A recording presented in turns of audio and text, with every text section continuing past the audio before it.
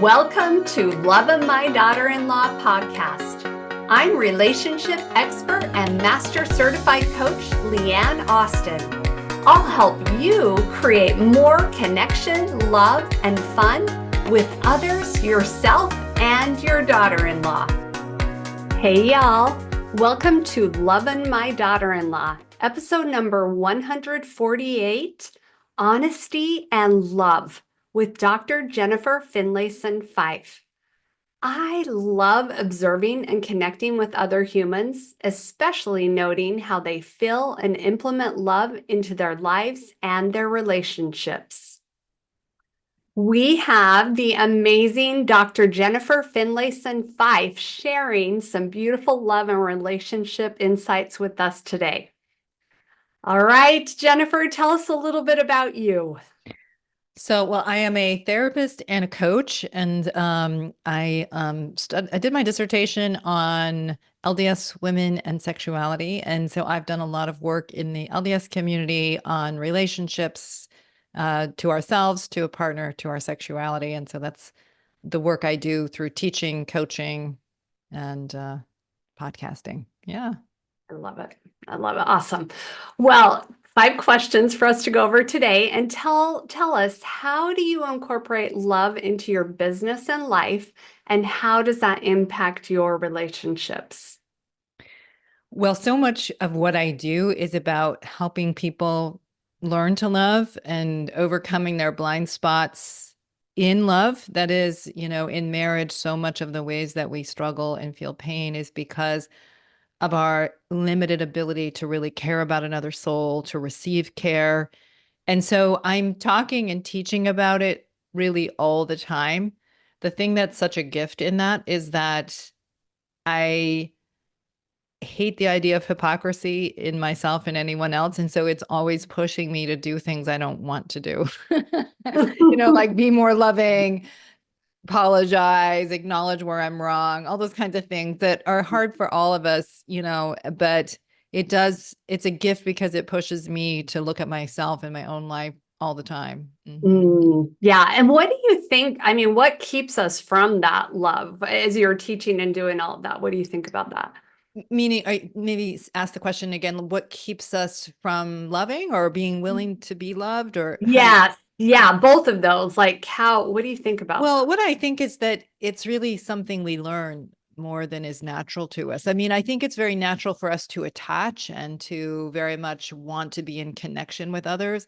But the quality of that attachment has everything to do with our ability to hold on to our value and to the value of another person. And I think that's something that's kind of an act of faith, is to believe in the reality of love and to align our behavior with it. That takes courage because our lesser selves, our limbic brains want control. And a lot of times we will prioritize control over love. And we may not even realize we're doing it. We may, in the name of love, be very controlling or very walled off and sort of not really willing to let someone in. But it's more based in our fear and our ego sort of taking control of things rather than really daring to do what's right by another person, see ourselves more honestly. It's a developmental process, and it a lot of times people want to do well, but they don't yet understand how they're getting in their own way. Mm-hmm. And so it's really helping people see themselves more clearly is really the work I do. Yeah. Well, and I love that you're willing to do that and to put yourself out there to, be Yeah. vulnerable with that. That's Yeah. amazing. Other thing I would just say about that was sort of my initial thought about what I would say, is that sometimes if I'm standing in front of a large group, I can suddenly be a little panicked, like, how did I get here? All these people have come to listen to me. What am I doing here? I mean, just kind of this, like, who am I to be standing in front of everyone? And I think the thing that usually really helps me is to just care about the group, not think about whether or not I'm going to succeed or fail, or whether or not, of course, I care about doing a good job and being prepared, but Mhm. then I have to let go of it and just care about the group. And if I can care about people, then something good and almost magical happens. And so, yeah, that helps me a lot. I love that. So just to turn the focus off of you to them. Yeah. I'm here to help them. Yeah. Says, oh no, what's going on with me? Yeah. Exactly. Yeah. Ah, Yeah. awesome. All right. Well, tell us, what is something you love about you and why? Well, something that I appreciate about myself, and I appreciate it more kind of looking backwards than maybe I appreciated at the time, is just my basic willingness to be honest with myself. And I don't say it like I can't lie to myself, because I certainly can, and that I don't have blind spots, because I do. But I think that this trusting in what is true and what is honest has been a very helpful anchor in my life, even when it scared me to be honest with myself, or scared me to acknowledge something either about myself or my relationships or my faith, even, that has is didn't feel right. And that's helped me find a kind of clear internal compass. It's helped me to, I guess, create a stronger internal compass that I think's been very important in my life. I love that. Just that honesty and listening. It sounds like to your intuition, your spirit, your gut, Yeah, whatever you choose to call it. yeah, exactly. And I Mhm. think there's, we have, as just all of us as humans, myself included, we can lie to ourselves when we're uncomfortable, when we want things to be a certain way, when we go blind to things either in ourselves or in a spouse, or, in reality, in the world around us. And that's just very damaging ultimately to our sense of anxiety and our sense of self. So Mhm. lying to ourselves is very intuitive, but I think the more we can tolerate admitting to ourselves what we're afraid to admit, the Mhm. more our lives get better and less anxious. Mhm. Yeah, Mhm. I love that you love that quality about you as well. That's beautiful. Yeah. Thank Awesome. you. All right. So I love talking about connection with ourselves and with others. And I think the daughter-in-law relationship is packed full of endless examples to learn from. So, Yes. any thoughts about you being a daughter-in-law or your future Sure. daughter-in-laws? Well, I would say I feel a little tiny bit sorry for my future daughter-in-law. So I'm going to do a very, very good job, because I think the mother-in-law dynamic can be just challenging in terms of anticipating judgment. But here I'm a relationship and sexuality therapist, and I worry about, like, oh my gosh, like, it's going to be a supercharged dynamic, or it could be. So I will do everything I can to basically prioritize my daughter-in-law over my son. I don't mean like against my son, but just like, because I do think that that's what my mother-in-law did for me. I think, I married into a family that intimidated me a little bit, because they're just very educated and brilliant people. Uh-huh. But my mother-in-law was just very she first of all, she never ever she prioritized the marriage relationship as primary. So her own marriage, but also the marriages of her kids, and she never ever would let herself get inserted between that. I remember Oh. my husband, when we first were married, was talking to his mom on the phone, and I was cutting something on a ceramic tile counter without a cutting board. And John had said something to me about that before, like, you're going to ruin the knives, or you're going to scrape the counter, whatever. You're like, you shouldn't do it, And I had my own rationale for why that was like an acceptable thing to do. But in any case, John was on the phone with his mom while I was doing it. And so he said, hey, mom, is it okay to cut on a ceramic countertop, And she was so smart. She was like, hey, I'm sure that you and Jennifer can figure out the answer to that. Ah, I love it. I And so love it. she just Staying out of understood that. that that was the last place she wanted to get involved. And I Mhm. loved her for it. And if there was ever, something, I don't know, I always felt like she was on my side. If there Ah, was ever like some division between me and my husband, I always knew she truly wanted me to be well, and would look after me in any situation like that. And that just really built trust. And I mean, I'm very grateful to her, both for the son she raised, but also how she has been a mother-in-law to me. I love that. That's beautiful. And as you're thinking about your future daughter-in-law, you mentioned that. Are you concerned about, you know, a lot of stuff about sex Yeah. and everything? I mean, does Yeah. that kind of like, hey, I want to share this information with that? You know what I No, mean? I will not, definitely not be doing Okay. any of that. No, I mean, if she came to me and said, can you help me with something? I would more than of course I would. But I Mhm. think my gut is to just say, like, and my mom was very good at this too. Like, I trust you guys to figure out what's best for you.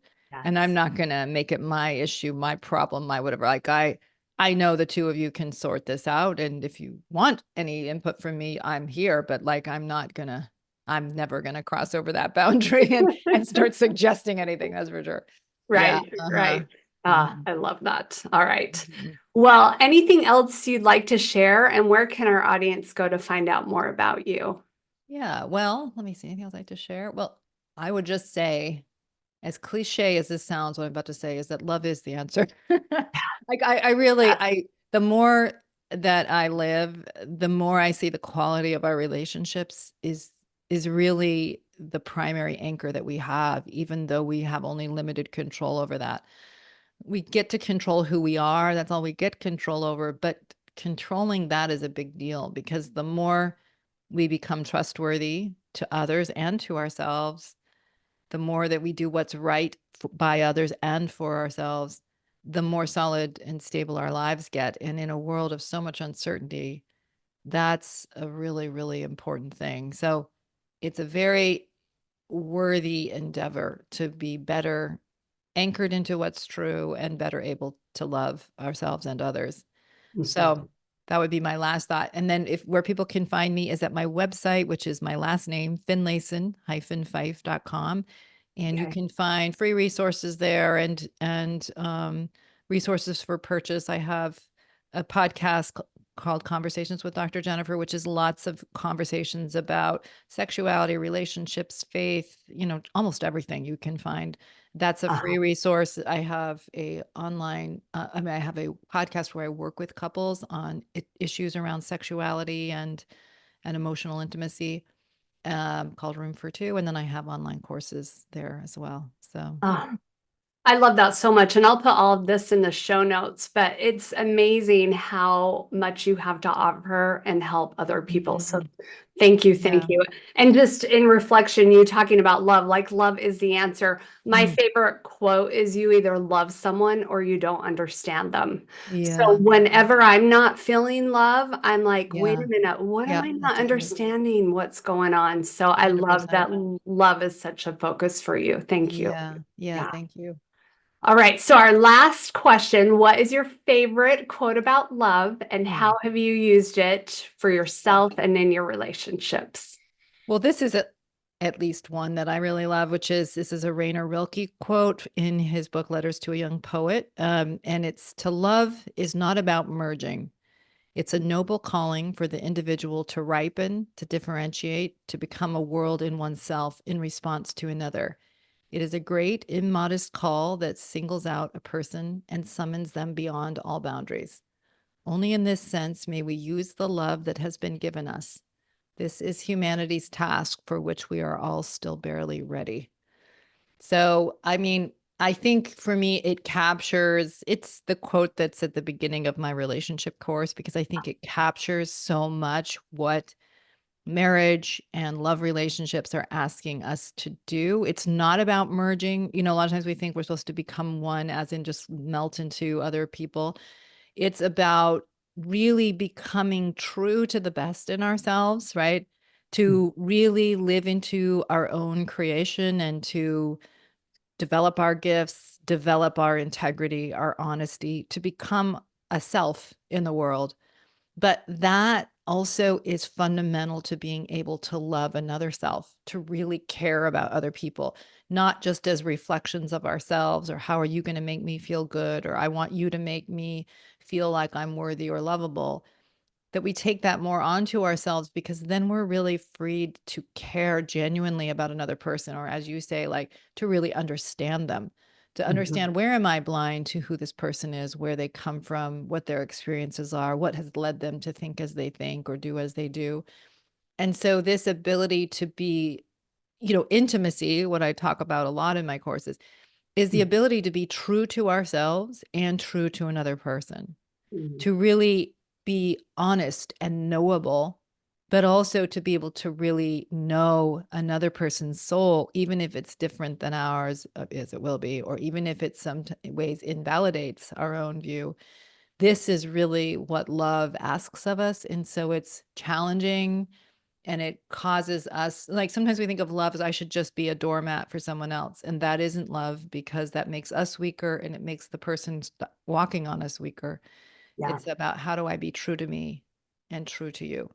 And that's an immodest request because it requires a lot, but it's still really the proof of how powerful love is and that goodness is real.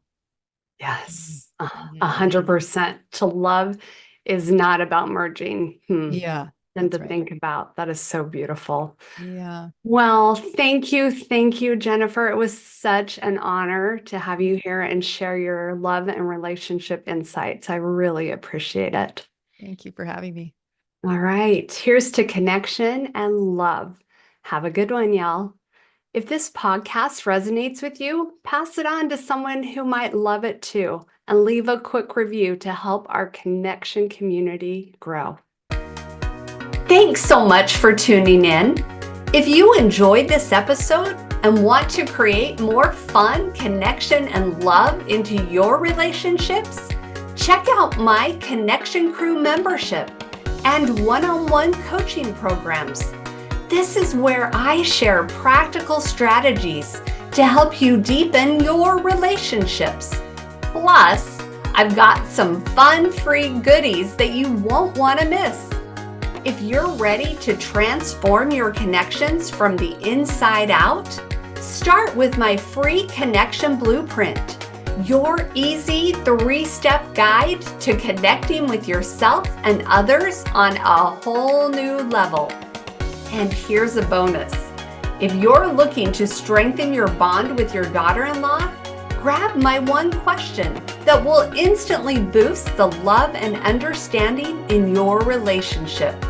All the details, including your free Connection Blueprint and that powerful one question, are in the show notes or at leanneaustin.com. Don't wait. Start creating those deeper, more meaningful connections today.